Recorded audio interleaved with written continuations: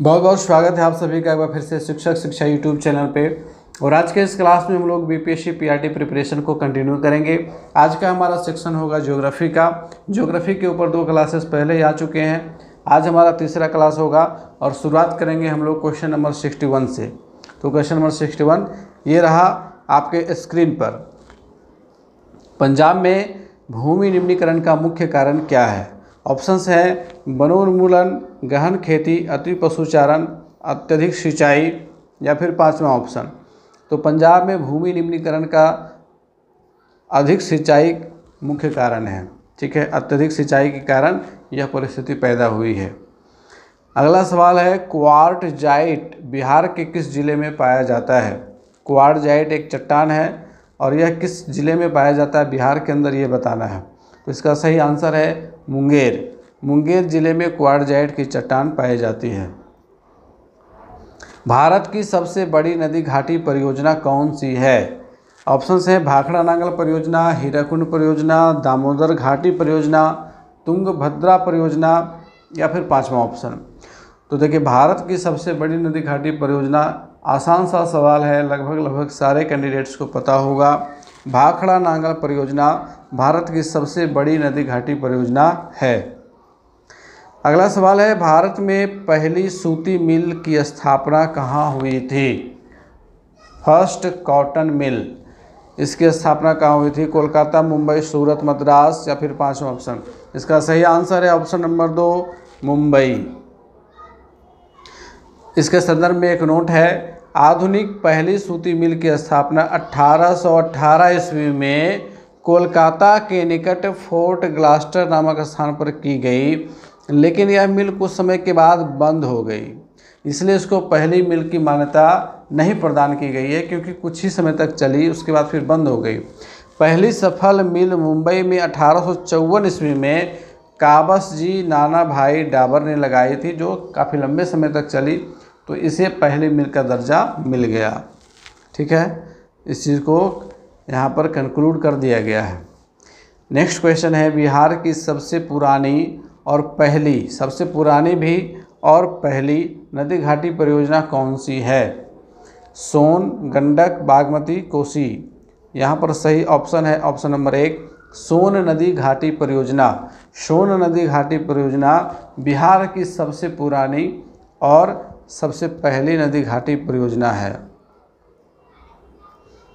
अगला सवाल है पटना हवाई अड्डा का नाम क्या है? पटना हवाई अड्डा, इसका नाम है जयप्रकाश अंतर्राष्ट्रीय हवाई पत्तन। ठीक है, जय बिहार याद रखिएगा, जयप्रकाश। तो पटना का जो एयरपोर्ट है वह जयप्रकाश अंतर्राष्ट्रीय विमानपत्तन पटना के नाम से जाना जाता है। अगला सवाल है कि पृथ्वी को एक देशांतर पार करने में कितना समय लगता है? अब पृथ्वी की बात हो रही है तो ग्लोब हम लोग बनाएंगे और इस पर देशांतर रेखाओं को दर्शाएंगे इस प्रकार से।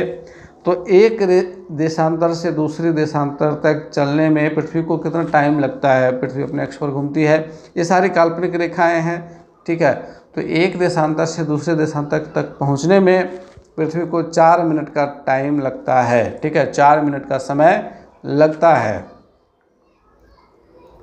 अगला सवाल है भारत का सबसे प्राचीन भूखंड कौन सा है?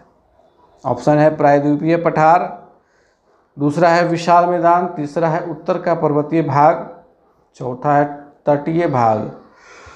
तो इसका सही ऑप्शन है ऑप्शन नंबर 1 प्रायद्वीपीय पठार। ठीक है, प्रायद्वीपीय पठार, ये जो भारत 3 ओर समुद्र से घिरा हुआ है, यह जो क्षेत्र है यह प्रायद्वीपीय क्षेत्र कहलाता है। और इसमें जो पठार है, मुख्य रूप से आपका दक्कन का पठार है। तो यह जो है सबसे प्राचीन भूखंड है भारत का। अगला सवाल है कि निम्न में से कौन जलवायु को प्रभावित करने वाला कारक नहीं है?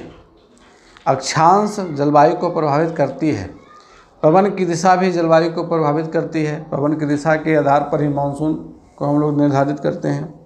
वन भी जलवायु को प्रभावित करने वाला कारक है, वन जहाँ अधिक है वहाँ की जलवायु अलग होती है उस स्थान की अपेक्षा जहाँ पे वन कम है। देशांतर ये जलवायु को प्रभावित नहीं करता है। ठीक है, चौथा ऑप्शन हमारा यहाँ पे सही है। अगला सवाल है, भारत की औसत आयु संरचना क्या है। यहाँ पर आयु प्रिंट है। ठीक है, ऐसा आप नहीं समझ लें कि आय संरचना, आयु संरचना। तो यह आयु संरचना का मतलब है कि भारत में औसतन जो व्यक्ति के जीवित रहने की आयु सीमा है वो क्या है। ठीक है, 64.6 पहला ऑप्शन ही सही है। 64.6 64.6। अगला प्रश्न है, टैक्सोल का उपयोग किस रोग के उपचार में किया जाता है।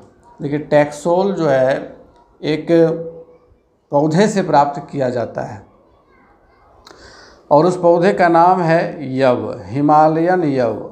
ठीक है, और हिमालयन यव से टैक्सोल पाया जाता है और यह टैक्सोल जो है वह कैंसर के इलाज में सहायक होता है। तीसरा ऑप्शन हमारा यहाँ पे सही है। यहाँ देखिए, टैक्सोल नामक जो रसायन है यह हिमालयन क्षेत्र में पाए जाने वाले यव नाम के पौधे से प्राप्त होता है और उसका चित्र यहाँ पर लगा दिया गया है। अगला सवाल है, इनमें से कौन एक लौह युक्त खनिज है। सोना, तो सोना में लोहे की मात्रा नहीं होती है, यह लौह युक्त खनिज नहीं है। बॉक्साइट, ये भी नहीं है। निकेल, ये सही है, निकेल लौह युक्त खनिज है, बाकी तीन भी नहीं है, तो केवल एक है, तो तीसरा ऑप्शन सही हो जाएगा यहाँ पे। अगला सवाल, एशिया का सबसे बड़ा पवन ऊर्जा संयंत्र, पवन ऊर्जा संयंत्र यानी कि पवन चक्की, ठीक है, पवन ऊर्जा संयंत्र कहाँ है। ऑप्शंस है तूतीकोरिन, केप कोमोरिन, बंकुसा बड़े पवन पार्क और चौथा है लांबा, कच्छ, गुजरात। ये सही ऑप्शन है चौथा, लांबा, जो कि कच्छ में है, गुजरात राज्य में है। यही एशिया का सबसे बड़ा पवन ऊर्जा संयंत्र स्थापित किया गया है। पश्मीना ऊन कहाँ से प्राप्त होती है। भेड़ से, याक से, बकरी से, ऊँट से या फिर पांचवा ऑप्शन।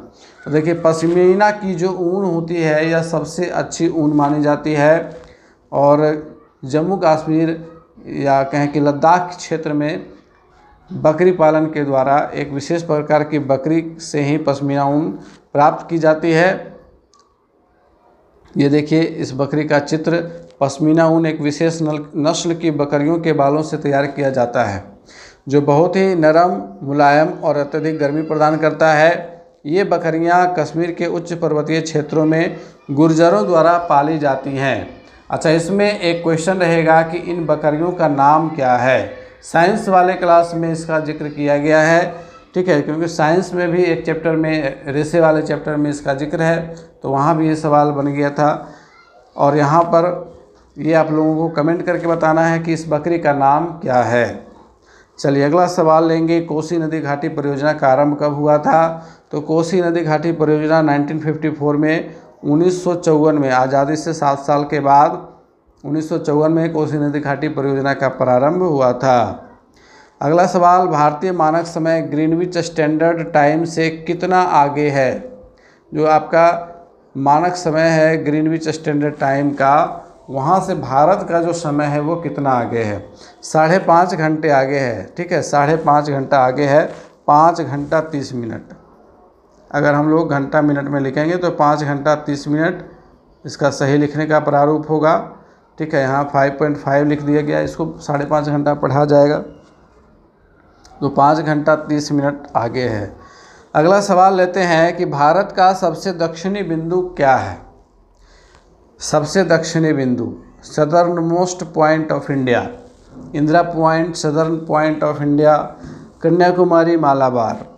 तो यहाँ पर पहला ऑप्शन सही है, इंदिरा पॉइंट के नाम से उसको हम लोग जानते हैं और इसका दूसरा नाम भी है पिगमिलियन पॉइंट भी है। ठीक है, तो पिगमिलियन पॉइंट भी इसको कहते हैं, इंदिरा पॉइंट को याद रखेंगे। अगला सवाल है कि जब सूर्य कर्क रेखा पर सीधा चमकता है तो उसका क्या प्रभाव पड़ता है। कर्क रेखा कहाँ है, कर्क रेखा, मकर रेखा, पहले क्लास में ही हम लोगों ने इसका डिस्कशन किया था, आप लोगों को याद होगा। 23.5 डिग्री उत्तरी अक्षांश को हम लोग कर्क रेखा के नाम से जानते हैं और इस रेखा पर जब सूर्य सीधा चमकता है तो उत्तरी पश्चिम भारत में निम्न वायुदाब की स्थिति बनती है। ठीक है। उत्तर पश्चिम भारत में निम्न वायुदाब की स्थिति बनती है, याद रखेंगे इस चीज़ को। अगला सवाल है, गंडक नदी को नेपाल में किस नाम से जाना जाता है? तो गंडक नदी को नेपाल में नारायणी कहते हैं, ठीक है। क्या कहते हैं? नारायणी। दूसरा ऑप्शन सही है। अगला सवाल है, मलेरिया के लिए उपयोगी दवा कुनैन किस पौधे के छाल से प्राप्त किया जाता है?